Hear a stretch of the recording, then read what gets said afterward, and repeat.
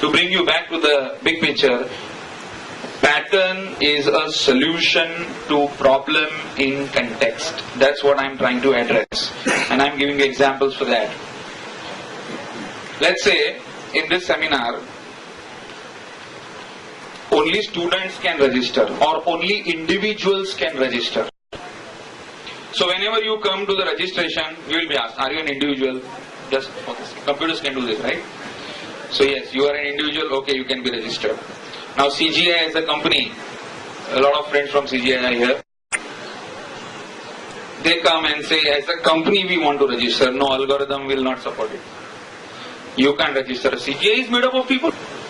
And those who are going to come are individuals. No, but technically, sorry, company cannot register because the registration is possible only for individuals. So what can be done? The designer will think now how to convince this Mr. Patkar. So he will say one thing. See, there is a class called individual. Yes, I agree. Then there is a class called company. Yes, I agree. Inherit individual in the company. So company inherits from an individual. What happens when I do this? Company becomes an individual. Company has individuals and company becomes an individual. A very beautiful situation.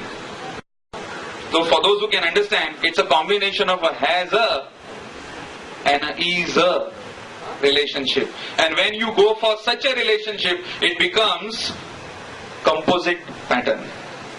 It becomes a composite pattern. I'll give another more practical example because few freshies are staring at me. Let's say you have directory. And directory can have files. Directory can have files, that's it. That means directory cannot have directory. Because directory is not a file.